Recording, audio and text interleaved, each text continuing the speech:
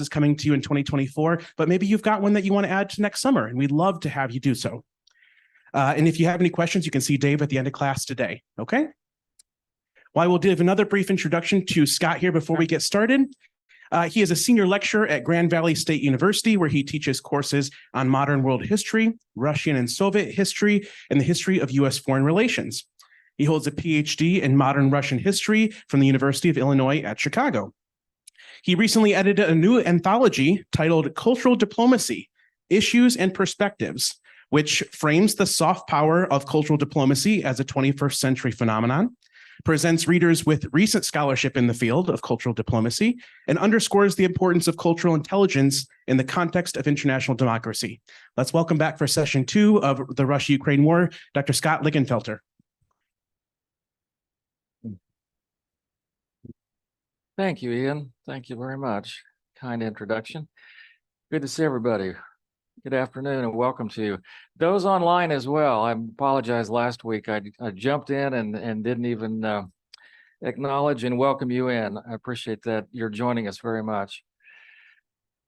For this second session, I'd like us to actually get to some current issues and discussion about where things stand, what to look for, what to watch for, and what the tough choices are at this point. I think we're at that point after, what, a year and a half of the conflict, that we're faced with some tough choices if we weren't before this point, but we certainly are going forward.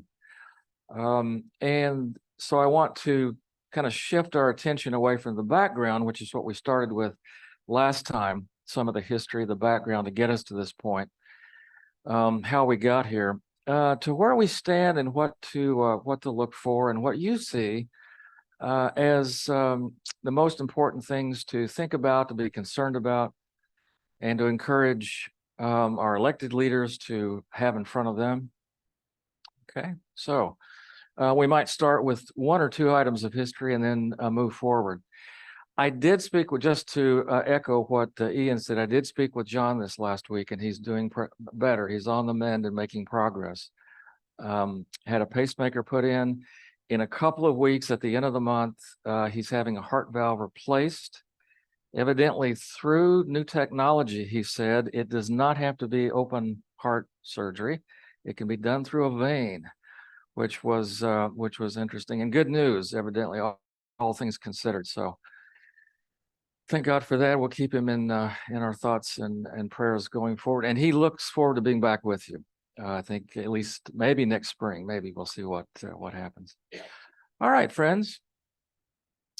Let me start here this week. I think it's always good to have a little bit of background, simply because I am a firm believer, as you can imagine, that past is prologue. And so the past steps on the heels of the present. And so we have to take a look back enough to see kind of how we got here and the things that shaped the story. You know, the things that really were turning points in the story. The question is, and I had a student ask this earlier this week, well, how far do we go? We were talking about the Israeli-Hamas war. It's awful, of course, raging right in front of us. How far do we go back to figure this out? Well, that's a great question. You can start in 1948, or you can go back to the 1900 or the beginning of immigration into the area in the late 19th century, or more currently.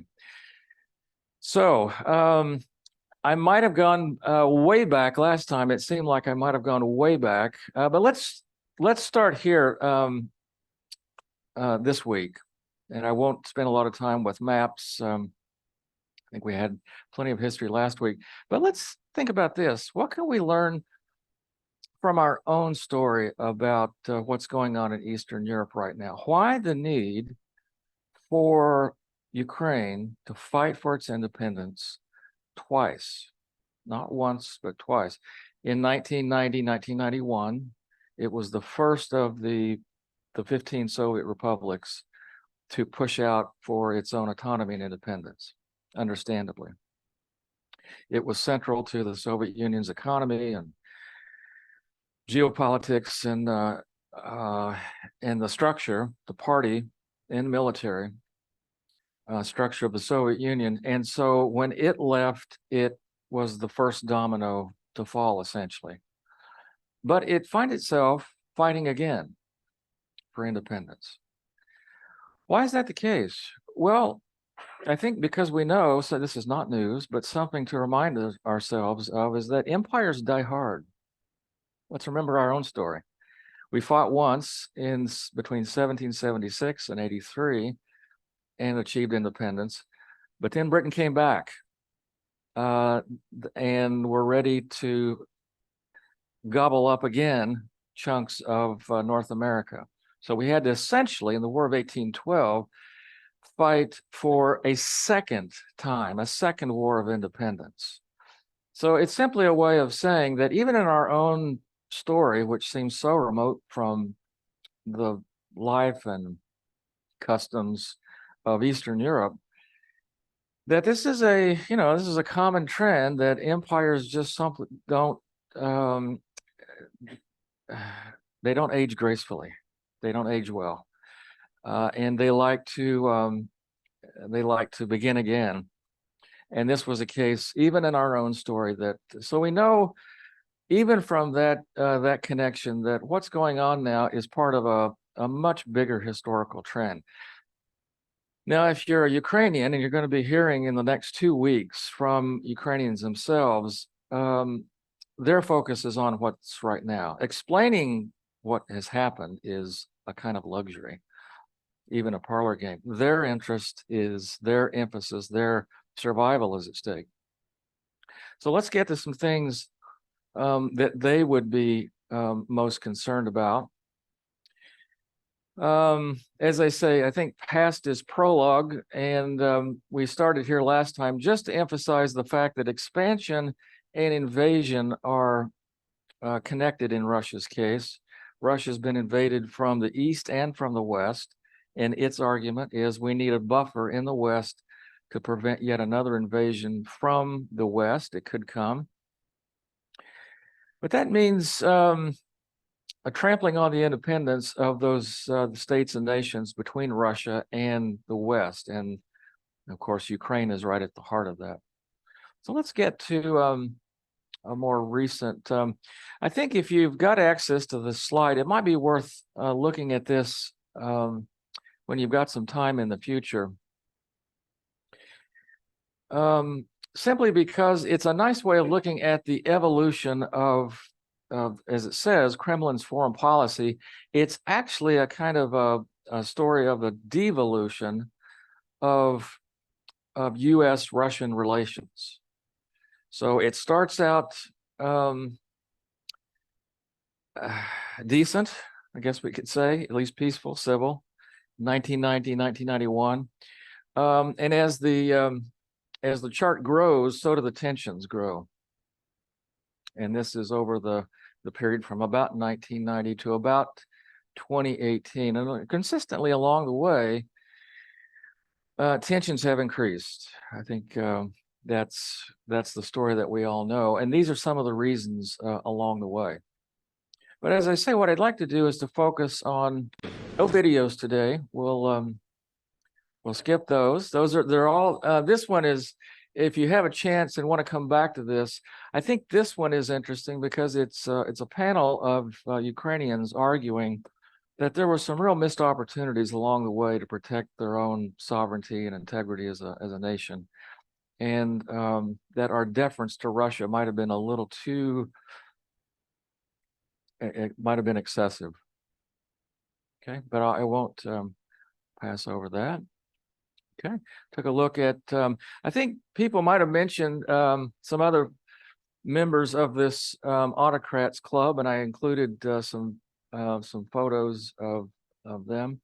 But this trend is part of what emboldened the Kremlin to undertake this policy. All right, so where do we stand? I think we took a look at some of these points. I'll just highlight one. And don't forget these two good sources, Institute for the Study of War and then Meduza, M-E-D-U-Z-A. These are sources worth keeping up with. Okay, where do we stand on the ground? I came across an article this week by RUSI, which is the Royal United Services Institute, the British, probably the world's oldest, at least in the English-speaking world, the world's oldest conflict and strategic studies institute. And they're tracking all of this, of course, and they're reporting the influx of North Korean weapons into Russia. It's not the first time that this has been broached or discussed, but now it looks like that this is increasingly part of the calculus of the Kremlin, because one of the issues we're going to be looking at is Ukraine, and now and in time is running out of men and weapons, and Russia is needing weapons. So we've got a pressure and a calculus, and so this kind of an alliance is not surprising. The thing that has taken place this week, this is the latest map, or at least as of a couple of days ago from the Institute for the Study of War, is some a Russian force progress in taking back Ukrainian territory in these areas. This is right along that that key line between the Donetsk and the Luhansk provinces. Okay, so and the institute site is good to keep up with battle to battle, day to day. Sometimes it's called trench to trench as the flow back and forth is taking place. But last week, I was emphasizing Ukrainian progress. This week, it's shifting the other way. Okay. All right. And I think those were all things we touched on last week. So here's what I want us to get into and talk about today. Some things to watch, and then the article. If we can talk a little bit about the article that I believe was sent to everybody, and how that speaks to where things are at. Things to watch, first of all, politics in NATO countries. Because even though the NATO has expanded, it doesn't mean that the politics are automatically friendly to Western U.S. policy. They have their own domestic pressures, their own domestic politics, their own, they may be fearful of Russia enough to have joined NATO, but that doesn't mean that they have the same view of the region or of strategic issues as we do. One good case is Poland, and you probably know that over the weekend there was an important Polish election. And the news is generally good, that the Law and Justice Party, and the shorthand is PIS, lost seats to the Civic Coalition, which is more liberal, more democratic leaning, versus the PIS, which is kind of in line with this more authoritarian trend. And the news generally is that we kind of dodged a bullet, but I wouldn't. Let's not overdo that, because the PIS party is still strong and popular, and still has a number of seats still in the Diet. But at least popularly, the popular vote indicates that as a whole, Poland is rejecting putting them in complete charge. It's the way the Polish government works is a coalition. It's not just, the two-party system. So it's a little more complicated, more like a parliamentary system in England. But watching the politics, my point here is that watching the politics in these NATO countries is a very important part of our story, because it bears on how much support they're willing to offer. Because you might know, Poland has begun to rethink its involvement, its support, its weapons, its involvement in Ukraine. So this is important. This is an important step. just in the last few days, something has happened in China that is important in Beijing. There's a big celebration. The 10-year anniversary of what? What is the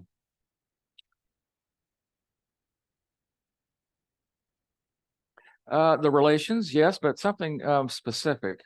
Yeah, this Belt and Road Initiative was begun about 10 years ago, and it's I don't, we'd have to really look back into history to find something, an infrastructure project on this scale. It's a kind of $1 trillion massive program. So who is in Beijing these days visiting President Xi? Putin, Viktor Orban, and other leaders at Xi. Did I actually say that? That's just the jokes don't get any better, so I think I'll leave them. Leave it at that point. At Xi's place in Beijing. But the thing that's important about this is the scale of the investment and who's involved. So this Belt and Road Initiative, as you can see, there are two aspects to it. The old Silk Road route is the formal overland road, but then there's a maritime route as well.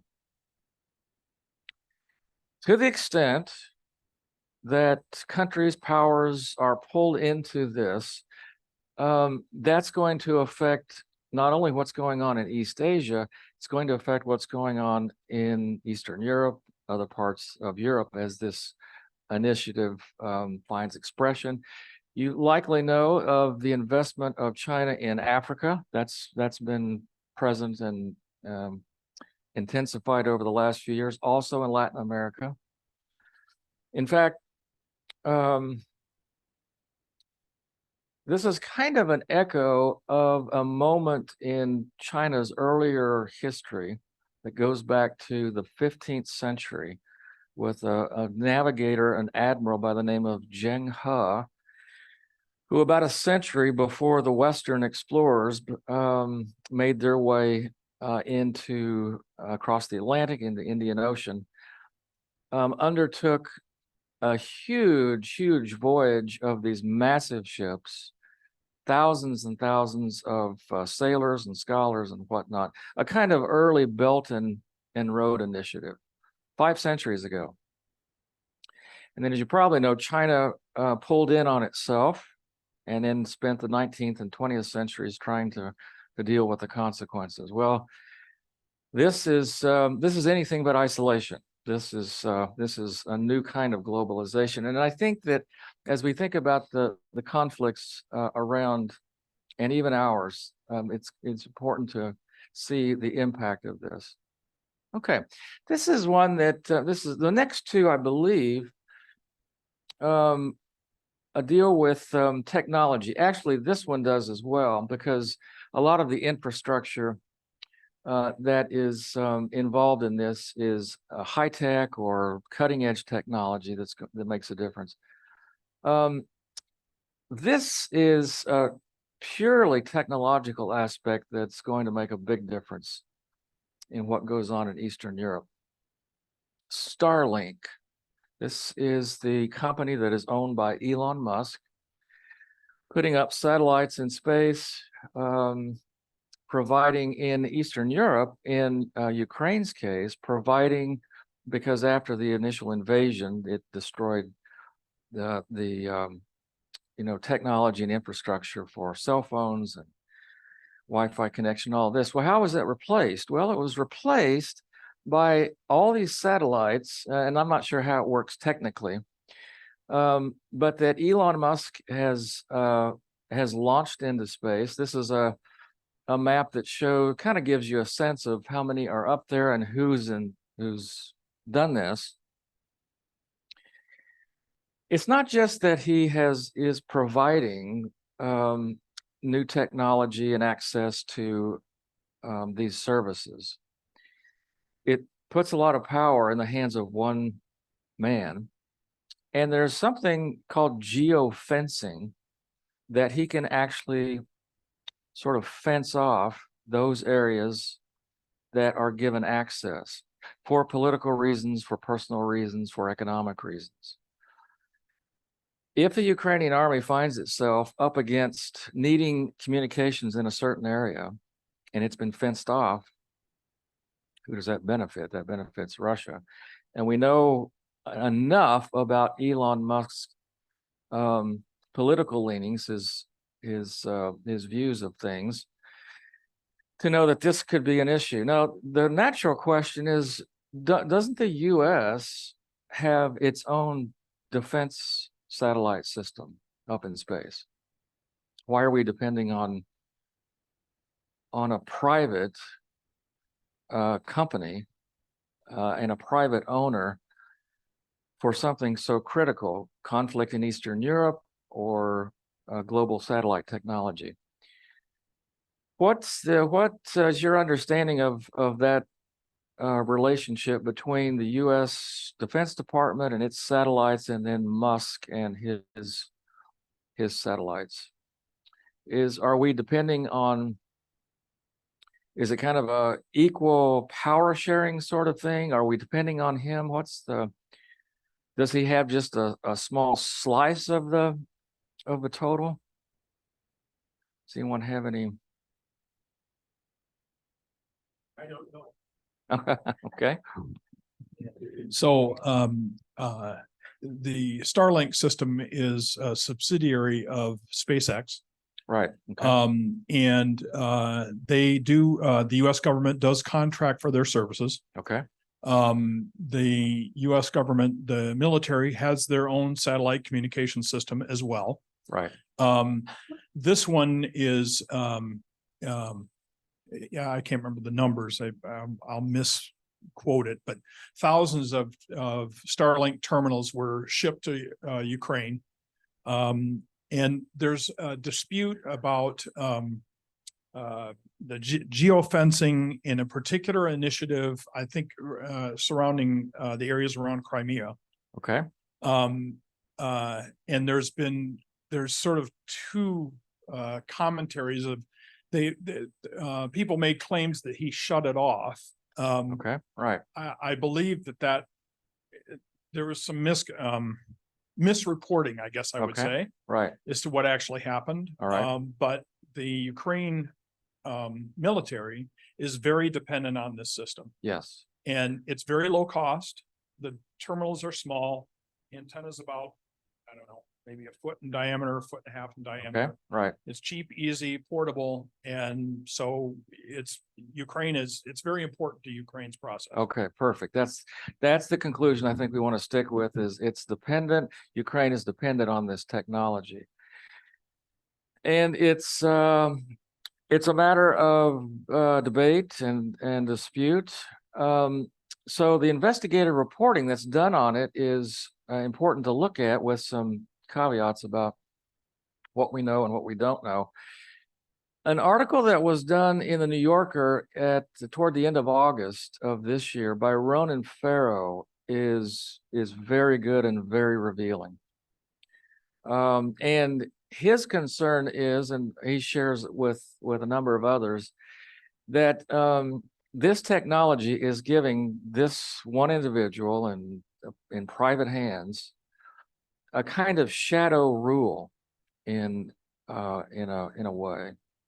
Now, if that's true, that's a huge factor in this conflict. That's something to watch. It's not something that we think about, because it's not sort of the typical reporting of Russian advances or Ukrainian advances, things that you can see on the ground. But in terms of, because communication is so critical, and supplies and supply lines, and the kind of combat that we're talking about, this is absolutely critical. So we'll keep an eye on this. Okay. All right. And I think one last couple more things here to keep an eye on, and then I'd like to see what you think we should be watching. One interesting aspect to this is what scholars are beginning to some questions are beginning to raise about the disparity between our rhetoric and our commitments. And at first, it was over the exact weapon systems we were going to provide. So would the Ukrainians get tanks, and whose tanks would they get? American tanks? Would Germany be involved? Would that make a difference? And then it was planes, F-16s, and there was that debate. Are we going to provide them? Should we? Will that escalate the conflict? If we provide them, where's the training going to take place? And all that's involved. And now we're looking at a situation where there's a kind of a challenge that's put before us. And this has been done recently by any number of commentators, but one I think is worth keeping an eye on or listening to from time to time if you hear him speaking about this, is Stephen Kotkin, Kotkin, who is a historian, a Russian historian. His specialty is on Stalin and the Stalin era. He's written at least 2, and I think he's coming out with a 3rd in his trilogy on Stalin, on that era. And he's, of course, taking a close look at what's going on these days and what's happening. And he's reaching a kind of, he's posing a challenge to us. And he's saying that our commitment has been quite vocal and quite strong, that we're defending democracy, that we're willing to do whatever is necessary, except troop commitments, boots on the ground. And he's saying that if that's the case, especially in Ukraine, for Ukrainians, this creates some noise. Creates a problem because we're only willing to go up to a certain point. And he says his challenge is this: either we put boots on the ground and actually follow through with making a commitment that's effective and that leads to a breakthrough, because otherwise Ukraine is going to run out of men eventually, and it's depends on the West and the US for weapons.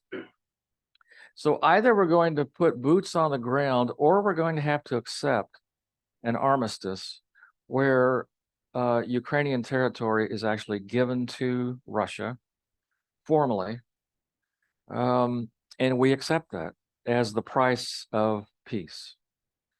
And he's saying that we should probably face that sooner than later, because otherwise we're just sort of hoping for the best here.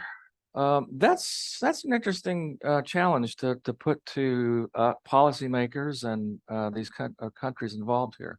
Either boots on the ground, or an armistice that we don't care for, that we don't want to have happen, but that in the end, realistically, is the only way this is going to be settled, one way or the other. I'd like to get your thoughts about that in just a second. And then finally, of course, as you know, what happens next year is as a part of the story here, and something to watch because of views of Russia, views of foreign policy. Okay, and this is just a map of the electoral college in the U.S. But I think and this is something that we can talk about, but it's something that's in the mix. It makes a big difference who's in the White House a year from now. All right, for a lot of different reasons, but our conflict among them. All right, I want to come to the article here in a minute, but first I've just put up five things to watch: politics in the NATO countries of Eastern Europe, this larger global Chinese influence, the Belt and Road Initiative, geofencing, our commitment. What do you think? What do you think we should be watching? And here, we'll, if I'll repeat, Mike will be coming around, and then I'll repeat comments as well as having the mic go around. Yeah. Okay. I don't think we would need boots on the ground if we had given them the air power and the tanks they needed on day one. Okay, so that could be that very, and that is the argument essentially, that it's, I mean, at this point, it's hindsight, it's 2020 hindsight. But from what we're facing now, what are the options? I think that's the question that Professor Kotkin is asking. And this, by the way, it was a podcast with David Remnick at the New Yorker, but he's talked about this more generally recently as well. What are our options? What's the end game here? Essentially, is what he's asking. What are we willing to do to achieve the outcome that we're looking for? If it's not boots on the ground, up to this point, we could have done things sooner, and that's going back to that video with the Ukrainian panel. That's their point. But what do we do now? What do we do at this point? Are we willing to accept a Ukraine that is split up?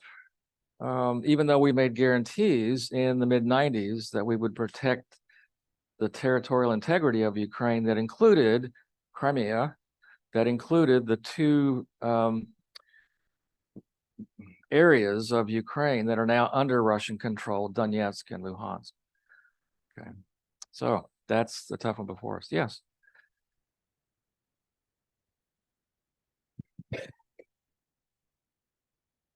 Well, it seems like appeasement, and how well did that work in World War II? That's the fear of an armistice. That's exactly the fear of the armistice. Would Russia be satisfied with that? What prevents them from? We have an armistice. They keep Crimea and the two sections of Donetsk, Luhansk. They wait a bit, and then they decide to, because they'll then station troops in those areas, some forces of some sort. Then they'll gobble up additional territory. So where does it stop? That's our problem. Okay. What else? What else? As you look at this, what do you think we should be looking for, watching? What's the role of sanctions, and would more sanctions make a difference? I don't know if they would. It depends on where they're targeted. At this point, if the club, and here's where going back to the club is important. I'll just stop here instead of going on. Well, why not go back to? That's what makes this clicker so nice. If the club will sort of make up the difference for the sanctions, whatever they happen to be, then it blunts their effect.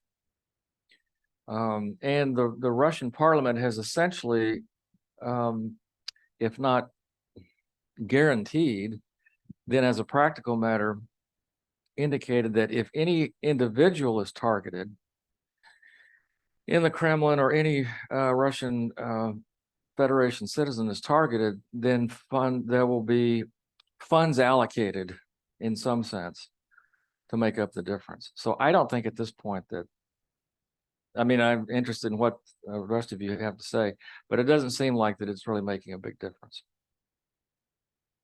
Yeah. It seems there's a vocal minority in Congress opposed to more aid to Ukraine. Yes. And the question is whether they will continue to be a minority, or whether war weariness will ultimately give That's them right. the upper hand. Yes, that's right. Yes, that crosses party lines and party boundaries, crosses the aisle. That's true. What is your sense? What is, maybe before we let this gentleman, what's your name again? Andrew. Before we let Andrew go, let's give him the mic once again. What is your sense of the mood, the momentum at this point? I don't remember how many candidates there are on the Republican side for the presidency, but I think the majority of those candidates That's right. are Yeah. supporting Ukraine, or aid to Ukraine. I think, I don't know if I'm right or not on that. A couple are. Maybe A couple of Nikki Haley and Right. some others. I think it'll continue to be a minority, but I think it'll be a growing minority. I think it'll become more of an issue over the next year for sure. Right. I think that's the, because as this thing continues, because right now we're spending, I think the figure that Kotkin mentions, just to remind us, is like 230 million a day in our of one sort or another, whether it's military, humanitarian, whatever. Even supporting, even those the strongest supporters, that adds up, and that becomes a real issue. Yeah. All right. Good. That's yes. Do we have any information about the view of the Ukrainians about a solution? Fight to win. Fight to win and independence, to reclaim territory that they see that they have as of 1991, eventually, which would be the, in fact, I'm not even sure, all these maps, can you believe all these maps? I'm not even sure if I've got one of the, well, the one on the left is, well, those are the historic maps. In any case, just a good solid map of Ukraine. How did that not get in the mix? Their aim is to reclaim the 1991 borders and boundaries, understandably. That's the dilemma, how we get back to that, if we can get back to that. Yeah. And the problem at this point is, and this comes out in the article that we'll talk about here, probably we'll take a break here in a few minutes and then come back and talk about the article, is that there are, young Ukrainian men that simply don't want to fight. Many that initially were able to, joined, volunteered, but then increasingly mobilization is and there's only so many men. There's only so many Ukrainian men. So, all right, yeah. Over here.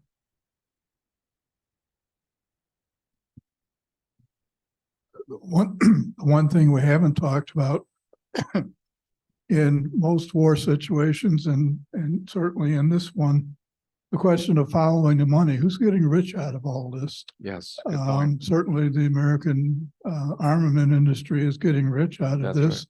And the accusations fly. I can't judge them about corruption in Ukraine, but that's been at the center point of the attempts to impeach the last two presidents. So, Yes. I mean, that whole business is going to get worse before it gets better in terms of public relations, if not the facts, and will start to play more and more in decision making. No, you're right. It's a great point. And Zelensky had to remove a key Ukrainian defense figure for just that reason. And it's been, how long ago was that? A few months ago. So it's a great point. The profiteering that comes from it. Yeah. Oh, Question over here. oh, sure. I'm sorry. It's not a question so much as just a comment. Uh-huh. Going back to the what they call it? Geofencing. Fencing, yes. My son-in-law is actually in charge of the geofencing for the US military satellites. Wow. Okay. And Glad you're that's here his today. job. Pardon? I'm glad you're here today. This is And I know this summer he cannot tell us very much about his job, obviously, for obvious reasons. Right. But he was complaining that there are those within the satellite systems in the US that older generation people who Mhm. want to continue to do things the way that it was done before. okay. And the young men, like my son-in-law, see that there needs to be changes. And that's a struggle within that group, I know. Okay, So- within the satellite industry?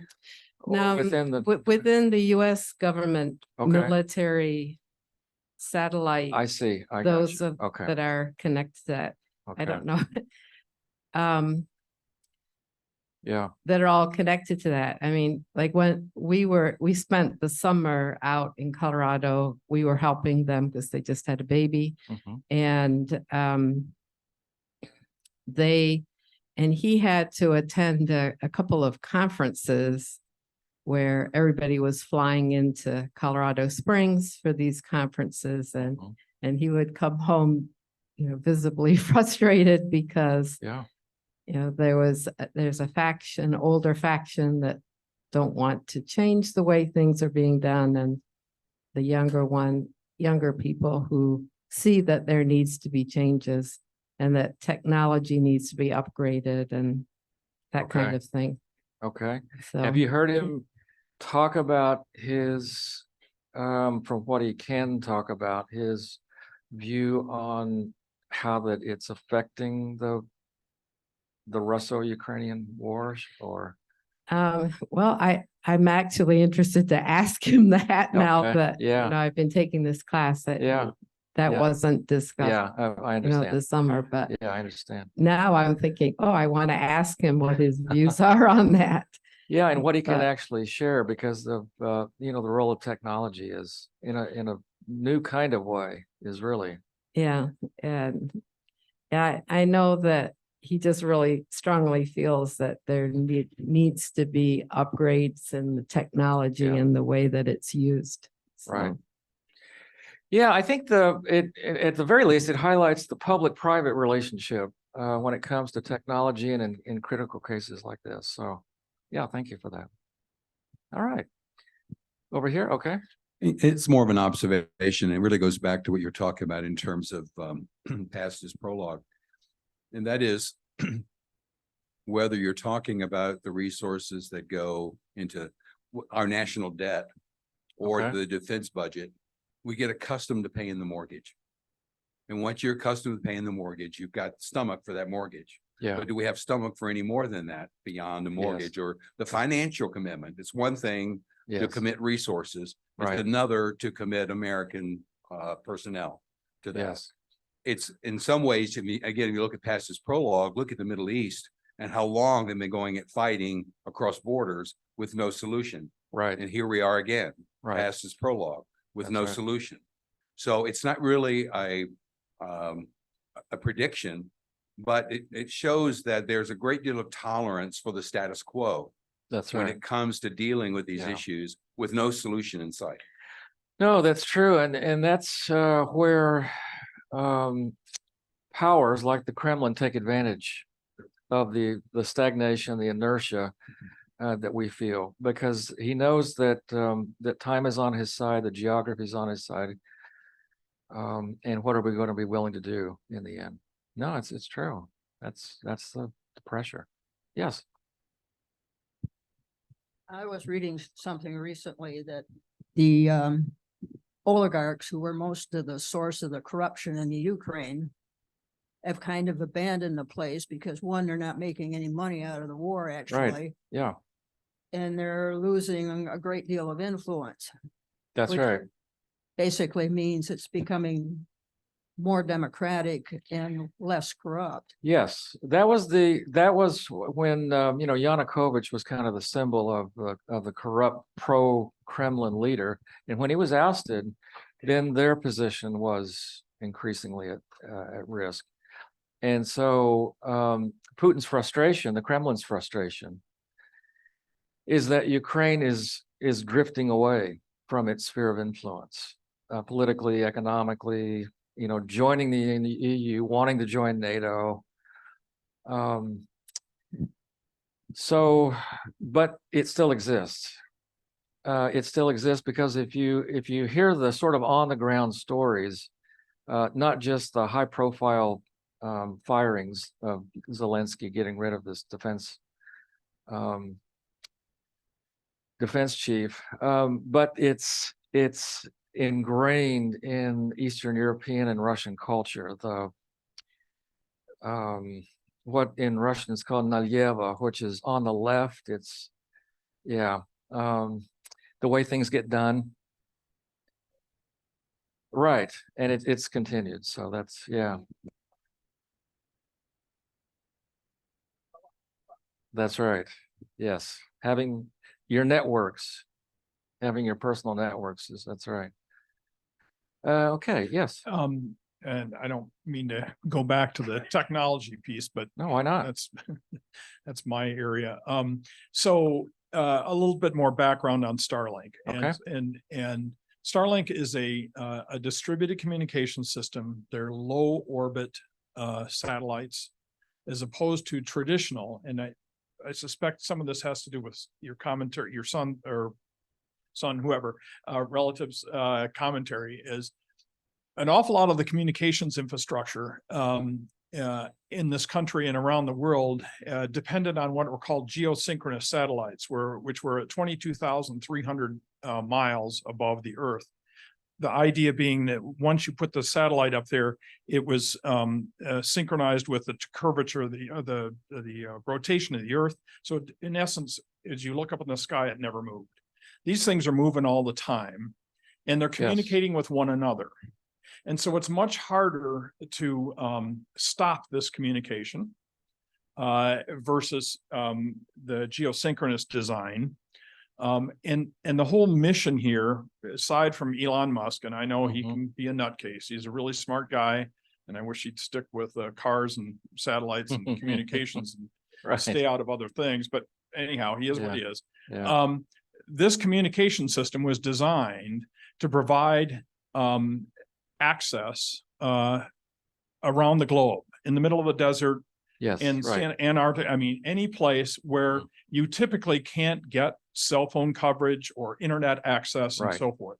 And of course, it's creating havoc for the astronomers because I can't remember the numbers, but I want to say he's up to about 4,000 satellites right now. His goal is 12,000. The original design is like 12,000. So they're all over. Amazon, by the way, wants to do the same thing. He's way ahead of everybody else. But because of that, in a war situation, it's very hard for the enemy to shut down that communication. Because if they interfere, they were able to shut down cell towers and other transmission facilities into these geosynchronous satellites. This thing is a totally different deal because as long as you've got a couple of satellites operating and there's thousands of them circulating the Earth, you can communicate. And so that's the big difference of this versus traditional communication technology, is that it's more or less ubiquitous. And so in this kind of situation, it makes it's a big difference on the fighting field, whatever. Not that I know. And it could benefit either side.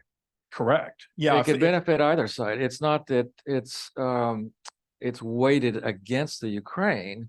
It's just how that it's fenced, how that it's actually used. Well, and having access, the access codes. I mean, it's very secure. Okay. And so they, as long as they control the terminals, they can shut any terminal down. So there's a lot of controls there. Okay. So I would suspect it would be very difficult for the enemy, if you will, to gain access. Okay. So anyhow, probably more than you wanted to know, but a little bit. No. That's very helpful. That's very helpful.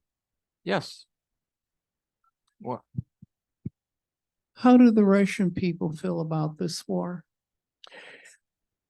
That is a great question. Yeah, how they feel and what if they know? They're mixed, they're divided.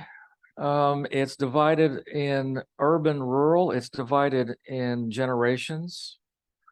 And what we know for sure is from the first few months of the war, we know how young professionals felt because they left the country as much as they could.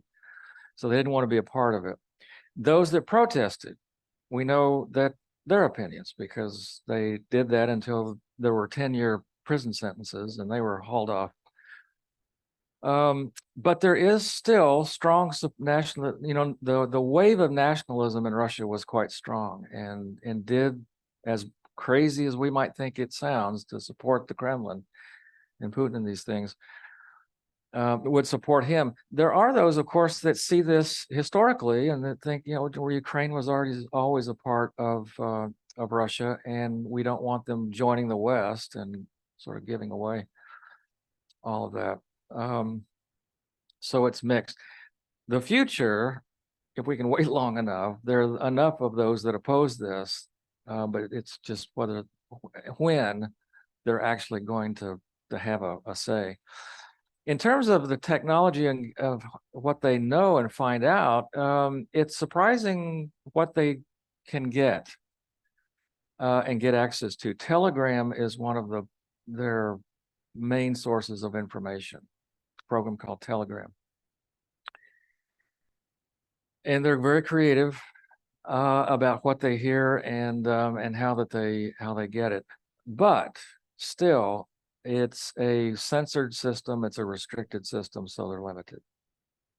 But I think the hopeful thing to me anyway is that we know what the views of most young professionals, we know what their view of Russia's future, what they want for Russia's future. And this is not it. But they can't do anything about it. That's the problem. So one of the things we could add to this is actually a good point is, do we want to add Russian public opinion eventually reaching a point where they say, we're simply not going to do this anymore. We're simply not going to put more men and more, from wherever, the villages, way out in Siberia, the Central Asian republics, we're just not going to do this anymore. That, in the end, that could be the best hope for something, or that they actually force political change at home, which is kind of the ultimate. So, all right, should we take a break, 5-10 minutes, and then we'll wrap up with the article. We'll take a look at the article by Tim Judah. Okay.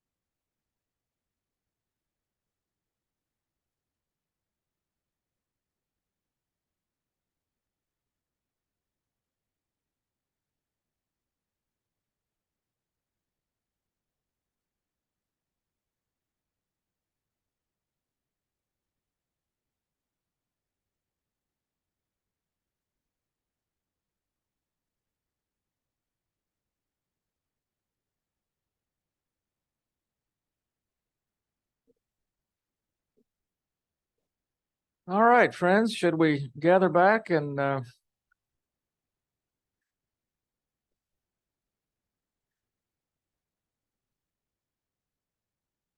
right.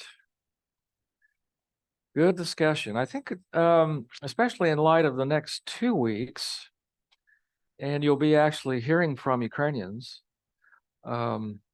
students, and then maybe potentially Ian was talking about an organization in Grand Rapids that helps resettle Ukrainian immigrants. I think this is a nice transition into those 2 weeks.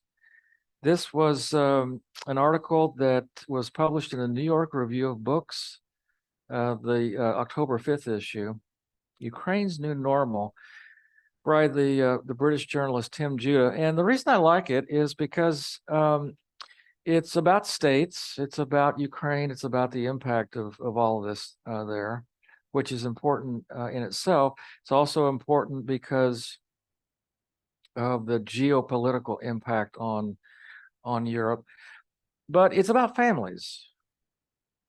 And we should think in terms of both. A lot of our discussion, the news coverage, the strategy is about, all right, what's on the chessboard, of politics, geopolitics, who's going to go where, and what does that mean for X country?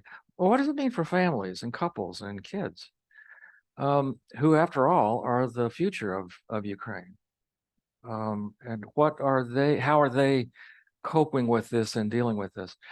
So I think that's where this article gives us a good on the ground picture with real people and real names and real places, situations, and all the rest.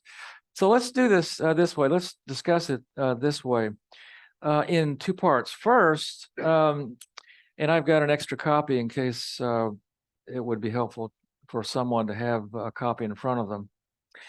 Take a minute with 2 or 3 people close by, right at your tables, and you likely know each other, but if not, get acquainted. I think you probably do. And those at home joining us, hopefully there's another person that you've got in the room at the kitchen table that you can talk about this with. Just to share some general impressions about things that stuck out in the article, in no real systematic order, just things that impressed you. And then here in a few minutes, we'll come back together, reconvene, and see what we can conclude as a group. Okay? So with a few people close by, if you would do that, please.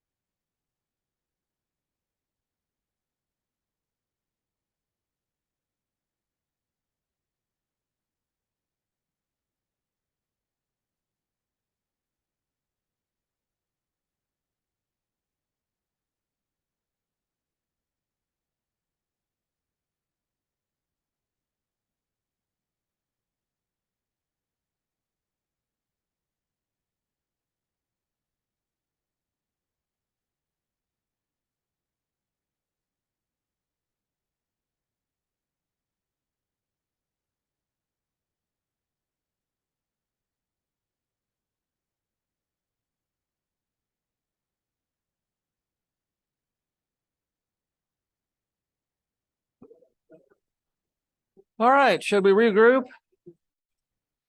Thank you, friends, for doing that. Let's think of it. There's a lot here, a lot of different stories and some trends. Let's think of it this way. What you find hopeful in the article, if anything, and then what really concerns you about what you see here, what you hear Judah say. First of all, on the let's see, should we start with what concerns us or what's positive? Let's start with what concerns us. Maybe we'll end maybe on a more hopeful note. Yeah. So as you read through this, what are the things that and here just any of the groups, and we've got mics here on both sides. What concerns you as you read this this picture of what he's calling the new normal as of the fall of 2023? Okay.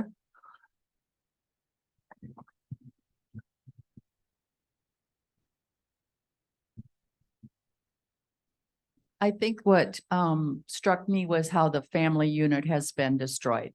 Yes, The women and Okay. children left and the men were left to fight.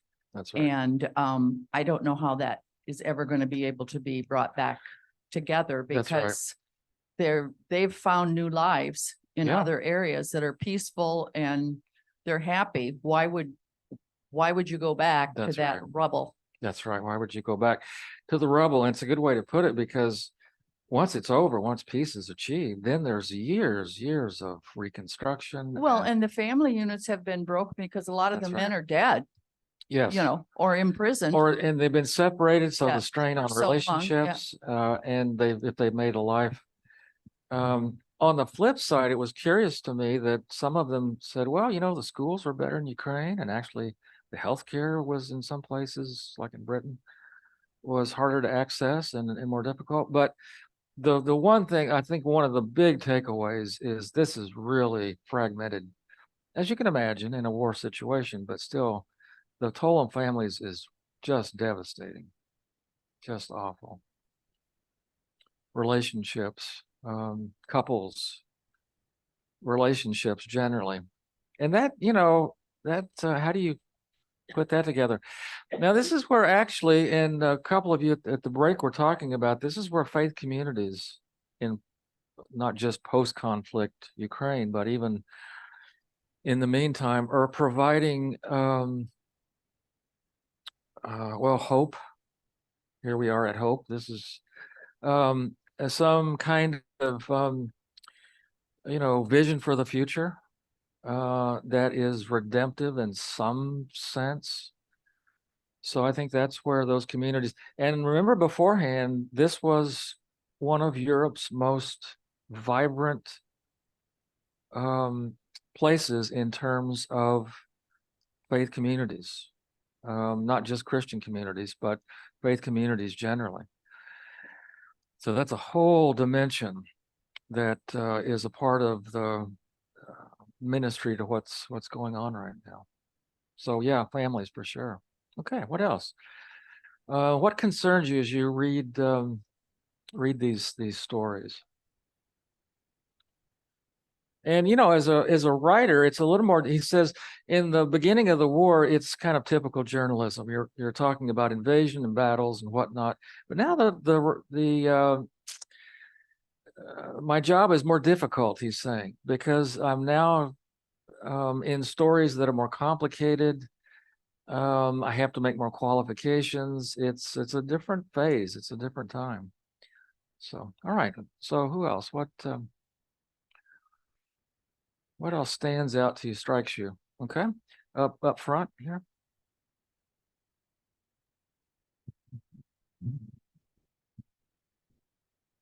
I think one of the things that comes up is how do you live with stress when it's a constant thing? And Yes. some people will adjust to it and others start to break down. That's right. Some do. And it's amazing. He's saying that people have come back, that the film festivals are back and going, and people are gathering at cafes and gathering sites. But you don't want to overlook the fact of the impact that maybe a low level PTSD or not so low level, it could be quite significant in cases. And the long-term impact of this. You know, people in this part of the world, I mean, you know this from thinking of 20th century stories, history. I mean, they are survivors, if nothing else, and adaptable. But the long-term impact of this is we've just begun to think about, you know, what that means. To me, it's scary enough as it is. The battles are awful enough and scary enough as it is, but this is a dimension that I'm really scared what it could mean. What else? What stands out to you? Yeah. Oh, Mike over here. What about the men who left the country and decided not to fight? Can they come back? Will they be welcomed if Russia If they did wins- not fight? That is a good question. I don't know the precise answer to that. What is Because, their status if they left? If Russia wins the war, will they be welcomed? If Right. if Ukraine wins the war, will they be Right. welcomed? Conscientious objectors, or at least maybe not even that formal, just did not I mean, fight, just fled to not to because fight. they cannot move back in the community because they Right. won't be welcomed. That's right. That's a big dimension. Yeah, whether the families are able to stay together or not. And thinking of those that the war displaced, the numbers, if I remember right, at the beginning there were like 6 million that he's saying have been displaced. 4.5 million resettled in places around Europe, and 1.5 million in Russia. And he didn't go into exactly their fate. But you know about the sort of the re-education camps that have been set up, how the kids have been kidnapped in a lot of cases, and are now without one or both parents. I mean, talk about the destruction of the families. That's a dimension that is scary as well. What else? Okay, up front. When I read the article, it just kind of brought back and made me think about my mother, because I'm from England and Okay. my mother. Were you were born in England? Yes, I was Okay. born in Southampton, and during World War II, Southampton was bombed almost as much as London because it was a port. Yes, right. And also planes were being manufactured in the area as well. And so it just made me think of that. Because one of the things that the article mentioned is how people are just living their lives as they were before, despite the war. Yes. And that was a lot of what I heard from my mother as well. Okay. That's what happened, you know, with them. So I know people are familiar with children being sent to the country to live. Yeah. From London, places like Southampton. Well, initially my mother and her next sibling, her brother, were sent to the country, but they didn't stay there very long because ultimately they weren't happy being somewhere that Okay. wasn't home. Uh-huh. And then my grandmother said, well, if we're all going to die, we'll just all die together. Oh my goodness. And so then they came back to Southampton, and my grandfather dug a shelter underground Okay. in the Uh-huh. backyard, and my mother and her brother slept there every night. And it was just Yeah. The choices became, yeah. you know, a part of their lives, and they just continued to live their life as adapted to what was going on around them, and right. tried to live as normally as possible. Right. But it's part of their Yeah. story. It's a part of their Right. always a part. Yeah. Yeah. The choices that war forces on people and families. And I didn't ask this, the beginning of the last class. How many of you have ancestors from this part of the world? Eastern Europe or this percent? Okay. All right. So this is, and you likely heard, the stories growing up of what things were like and reactions, and not always the same, different opinions about what was happening and what's going on today, even if they were still with us, could still be with us. All right. Anything else about this article? It's unique in a lot of ways. It takes us right to the ground, right to, what people are thinking about and dealing with. Even the young, it ends with this story of this young man who was kind of glad to talk with the journalist because he really couldn't open up with a lot of other people about the way he felt and why he had made the choices that he had, what was ahead. Okay. Positive things. Can we point to one or two positive things from the piece that stand out to you, that strike you? Okay, the resilience. I think that's, yeah. The survivors, the resilience, the determination of those that are still there to make a life for family and their communities. Okay, yeah. One interesting, that's kind of bad and good, that this boy said, we don't worry about the sirens anymore. Right. We just keep on living. So keep on living is good. Having the sirens, not so good. Right. Okay.